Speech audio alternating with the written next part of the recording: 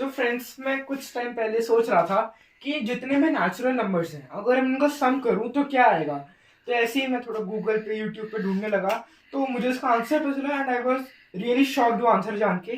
तो मैंने सोचा वो आपके साथ भी शेयर करते हैं कि क्या क्वेश्चन है, किसने उसका आंसर निकाला, आंसर क्या है। तो चलो शुरू करते हैं।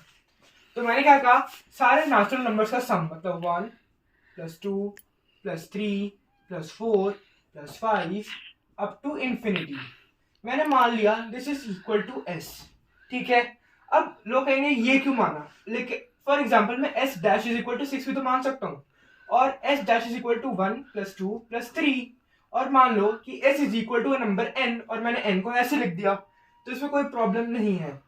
तो जैसे मैंने एस माना, मैंने वैसे ही एक मान लिया ए, और ए के अंदर जो मैंने वैल्यू स्टोर करवाई वो है 1 - 1 + 1 - 1 + 1 up to infinity.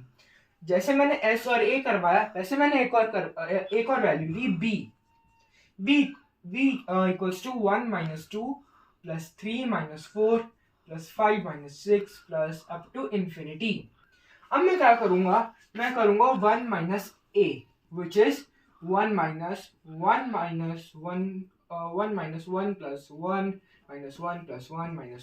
Plus up to infinity. अब जैसे मैं ब्रैकेट्स खोलूंगा तो मेरे पास आएगा 1 - j is equal to 1 - 1 + 1 - 1 + 1 + 1 + 1 minus up to infinity. अब अगर देखा जाए तो 1 - 1 + 1 + 1 + 1 माइनस अप टू इंफिनिटी वो इसी के तो इक्वल है 1 - 1 + 1 + 1 + 1 + 1 + 1 माइनस अप टू इंफिनिटी। तो मैं इसकी जगह अगर a लिखूंगा तो मैं गलत नहीं होऊंगा। तो 1 - a इक्वल्स a। जब मैं a को जो ट्रांसपोज करके लेके जाऊंगा तो मेरे पास आएगा a equals to a, 1 equal to a and 1/2 equals a। तो हमारे पास एक इक्वेशन आ गई है 1/2 इक्वल्स a। मैं एक बार इरेज कर दे। चलो ऐसे आने सर देते हैं। आप कब उससे डस्टर से इरेज करो, ऐसे आपके हाथ ब्लैक हो जाएंगे इंक से। Okay, thank you. मैं इस इक्वेशन को ऊपर लिख दूंगा क्योंकि एक इंपॉर्टेंट इक्वेशन हमें मिल गया है कि 1/2 इक्वल्स a। अब जैसे कि मैंने 1 - a करा था उसी प्रकार से मैं करूंगा a - b। तो a - b 1 - 1 + 1 - 1 + 1 minus up to infinity minus 1 - 2 + 3 - 4 + 5 - 6 up to infinity. तो अब मैं क्या करूंगा, मैं एक टर्म ए से लूंगा, एक टर्म बी से लूंगा, एक टर्म ए से लूंगा, एक टर्म बी से लूंगा। तो मेरे कहने का क्या मतलब है, a - b is equal to 1 - 1 + -1 + 2 + 1 - 3 + -1 + 4 and up to infinity. 1 - 1 तो 0 होगा तो उसे काट देते हैं, और यहाँ पे एक ही वैल्यू पुट कर देता हूं मैं। 1/2 - b equals 1 - 2 +3 - 4 +5 - 6 up to infinity. अब अगर इन दोनों को कंपेयर करा जाए तो दोनों इक्वल है। 1 - 2 +3 - 4 +5 plus up to infinity 1 - 2 +3 - 4 +5 - 6 plus up to infinity. तो अगर मैं इधर बी लिख दूंगा तो मैं इसमें गलत नहीं होऊंगा।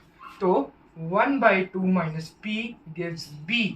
So 1/2 is equal to 2b and b is equal to 1/4।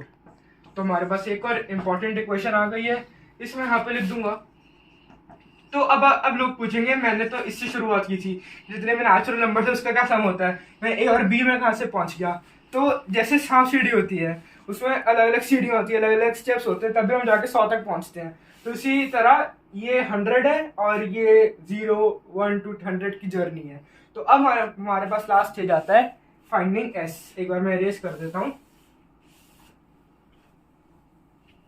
अब जैसे मैंने 1 - a और b - s करा था वैसे, सॉरी a - b करा था, अब मैं वैसे ही करूंगा b - s।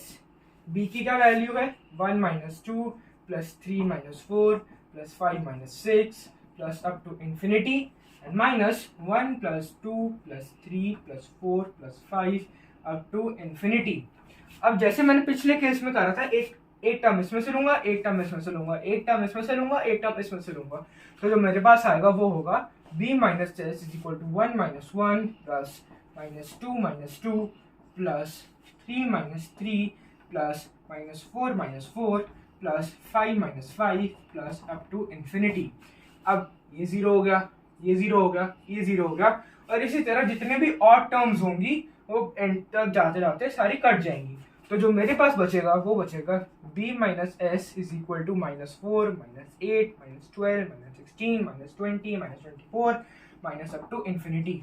तो अगर मैं इसमें एक चीज नोटिस करूं कि सारे 4 के मल्टीपल्स हैं, इनफैक्ट -4 के मल्टीपल्स हैं, तो मैं इनमें से -4 कॉमन ले सकता हूँ।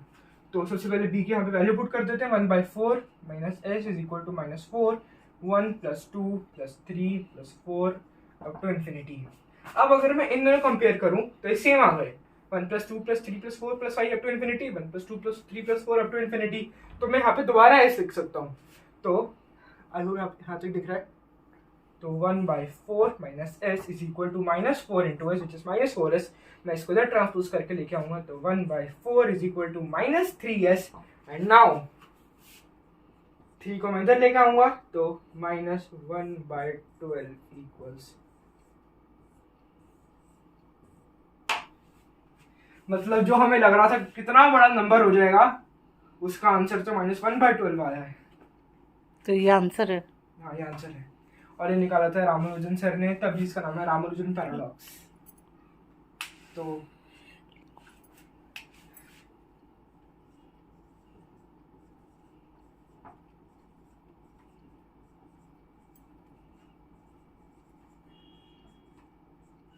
उन्हीं की वजह से हमें मिल पाया। तो जय रामानुजन सर।